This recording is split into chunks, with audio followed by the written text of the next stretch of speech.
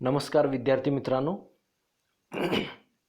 या अगोदरच्या लेक्चर्समध्ये आपण नॉर्मल डिस्ट्रीब्यूशन बद्दल माहिती घेत असताना नॉर्मल डिस्ट्रीब्यूशन वरती जे काही न्यूमरिकल प्रॉब्लेम्स विचारले जाऊ शकतात किंवा त्याच्यावरचे जे न्यूमरिकल प्रॉब्लेम्स आहेत ते आपण बघत होतो.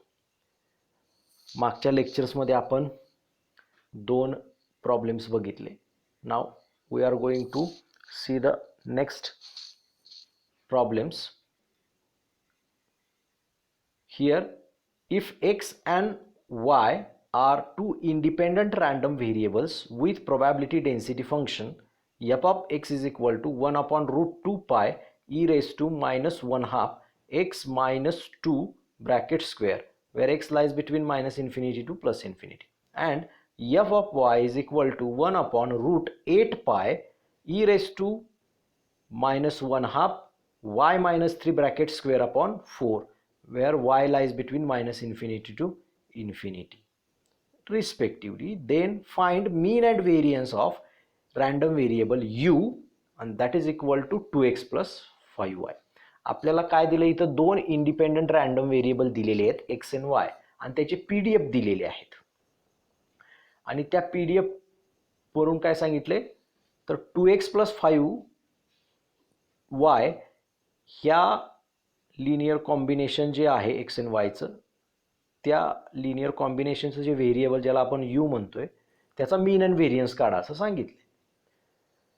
तर आता आपल्याकडे x व्हेरिएबल जो आहे तो x व्हेरिएबल आणि y व्हेरिएबल ह्याचे जर आपण पीडीएफ ऑब्झर्व केले, बघा f of x is equal to 1 upon root 2 pi e raised to minus 1 half x minus 2 bracket square, x lies between minus infinity to infinity.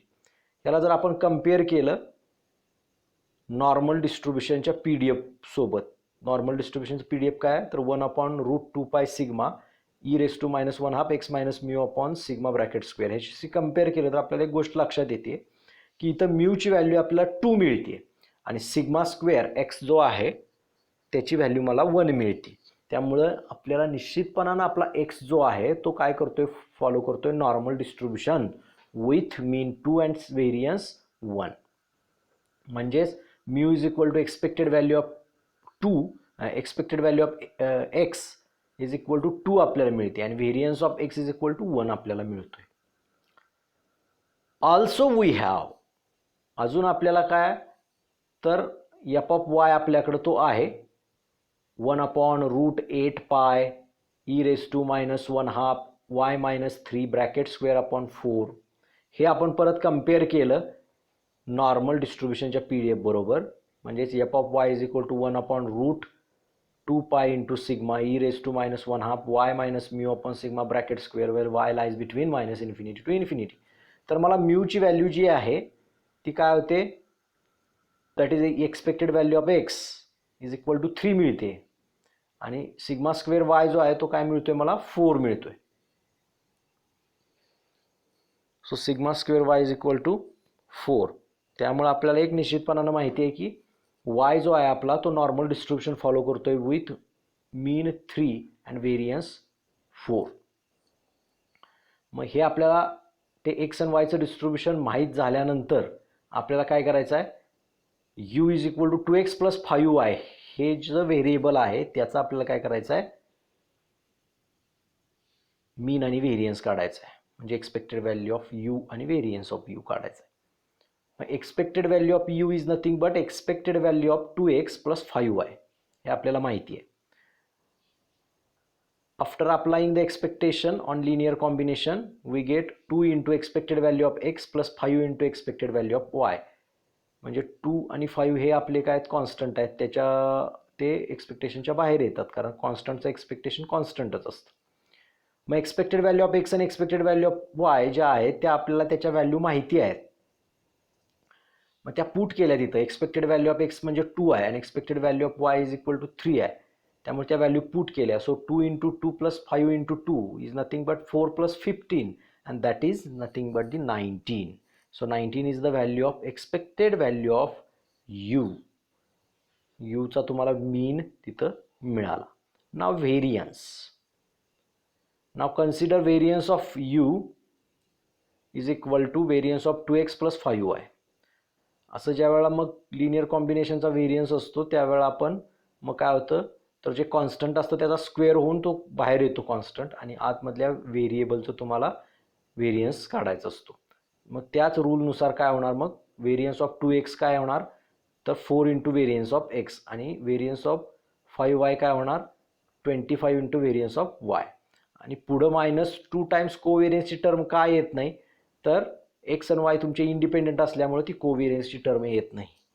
त्यामुळे फक्त आपल्याला या पद्धतीनंच व्हेरियन्स ऑफ यूचं एक्सप्रेशन मिळणार. कोणतं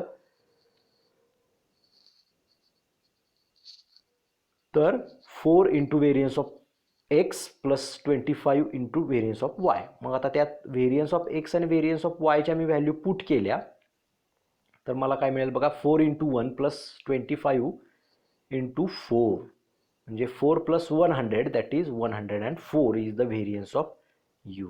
Thus mean and variance of random variable u is equal to 2x plus 5y are 19 and 104 respectively. अशा पद्धतीने मला काय मिळेल त्याचा मीन आणि व्हेरियन्स मिळेल. आता नेक्स्ट प्रॉब्लेम जो आहे तो नेक्स्ट प्रॉब्लेम काय बघा आपल्याला इथं दिलेला आहे. If x follows a normal distribution with mean 5 and variance 4, then find the probability that 3 is less than x is less than 6 given that x is greater than 5.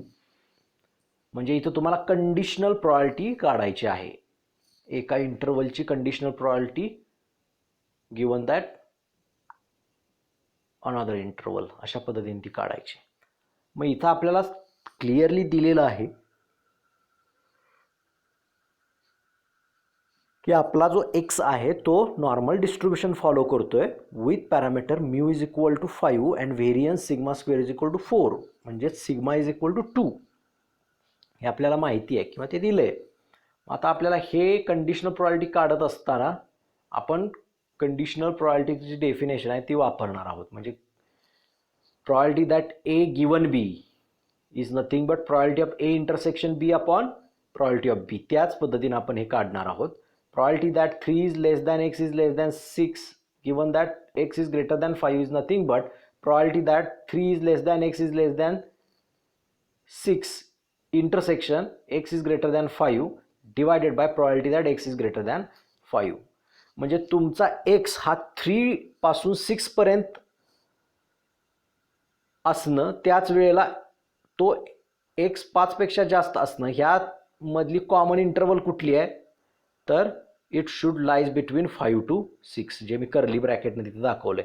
3 पासून 6 पर्यंत आणि 5 पासून पुढे इन्फिनिटीपर्यंत ह्यामधला कॉमन एरिया कुठला आहे किंवा कॉमन रिजन कुठला आहे तर 5 to 6 हे दोन्हीकडं कॉमन असणारा पार्ट आहे. म्हणजे 3 ते 5 आणि 5 पासून पुढं सगळं ह्यातला कॉमन पार्ट कुठला येईल तर 5 ते 6 म्हणजेच आपल्याला त्या इंटरसेक्शन जो आहे वरती त्या इंटरसेक्शन बद्दल कुठला इंटरवल मिळेल तर probability that 5 is less than x is less than 6 upon probability that x is greater than 5. त्याला इक्वेशन 1 आपण म्हटलं. आपण काय करू इथं न्यूमरेटर जो आपला दिला आहे त्या न्यूमरेटरची व्हॅल्यू आपण कॅल्क्युलेट करू शकतो सेपरेटली आणि डिनॉमिनेटर जो आहे तो डिनॉमिनेटर सुद्धा आपण त्याची व्हॅल्यू सेपरेटली कॅल्क्युलेट करू शकतो आणि ते इक्वेशन 1 मध्ये पुट केल्यानंतर पुढे सॉल्व्ह केल्यानंतर आपल्याला जी रिक्वायर्ड प्रोबॅबिलिटी विचारली आहे कंडिशनल ते आपण काढू शकतो. मग इथं आता probability that 5 is less than x is less than 6 ही काढत असताना परत मी इथं काय करणार आहे त्याचं स्टँडर्डायझेशन करणार आहे. म्हणजे स्टँडर्ड नॉर्मलला तो x व्हेरिएबल कन्वर्ट करणार आहे. म्हणजे ते कन्वर्ट करताना मला काय करावं लागतं तर व्हेरिएबलच्या व्हॅल्यूमधून किंवा व्हेरिएबलमधून त्याचा मीन मायनस करायचा आणि त्याच्या स्टँडर्ड डेव्हिएशनने त्याला डिवाइड करायचं तर आपल्याला काय मिळणार आहे त्याचं स्टँडर्ड नॉर्मलमध्ये कन्वर्ट होणार आहे ते. त्यामुळे मी काय केलं probability that 5 is less than 6 probability that 5 is less than x is less than 6 is equal to probability that 5 minus mu upon sigma is less than x minus mu upon sigma is less than 6 minus mu upon sigma. मग आता next लाईनला आपण काय केलं mu and सिग्माच्या value put केल्या तर आपल्याला काय मिळेल बघा. Probability that 5 - 5/2 is less than Z is less than 6 - 5/2. 5 - 5 किती मिळणार आहे मला 0. 6 - 5 that is 1/2. So probability that 0 is less than z is less than 1/2. म्हणजेच probability that 0 is less than z is less than 0.5. म्हणजे तुम्हाला जी probability मिळणार आहे ती probability कुठून कुठपर्यंतची काढायची आपल्याला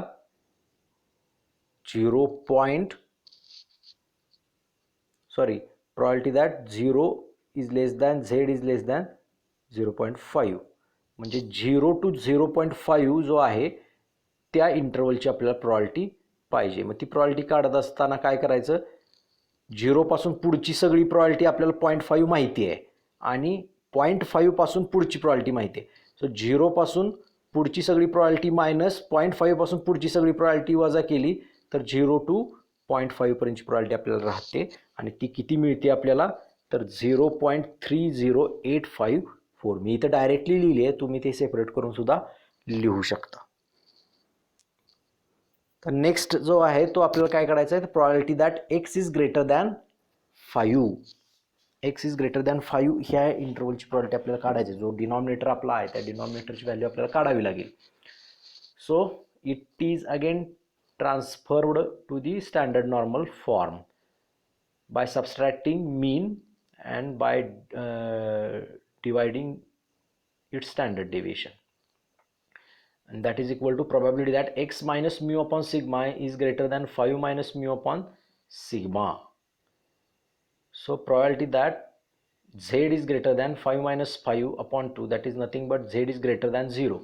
z is greater than 0 याचा अर्थ काय, 0 पासून इन्फिनिटी पर्यंतचा सगळा area, and that can be given by the our standard normal table. So that area is 0.5. So probability that x is greater than 5 is equal to 0.5. आता ह्या दोन्ही ज्या व्हॅल्यू आहे that can be substituted in the equation 1.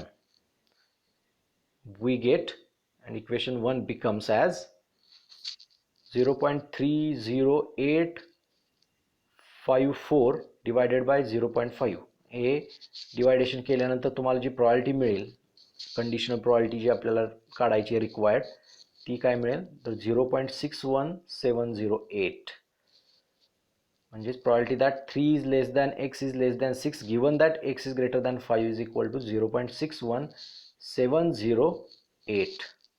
In this way we can calculate the conditional probability of given interval. So these were the some numerical problems depending on the normal distribution. Normal डिस्ट्रीब्युशनच्या बाबतीतले आपण काही numerical problems बघितले. आता next लेक्चरमध्ये आपण काही narrative टाईपमधले problems बघणार आहोत आणि मग त्याला आपण सॉल्व करण्याचा प्रयत्न करणार आहोत. कशा पद्धतीने आपण त्यांना सॉल्व करता येऊ शकते हे आपण नेक्स्ट लेक्चरमध्ये बघणार आहोत. So for today we are going to stop here. Thank you.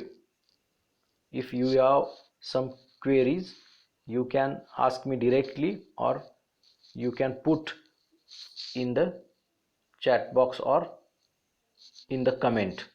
So thank you.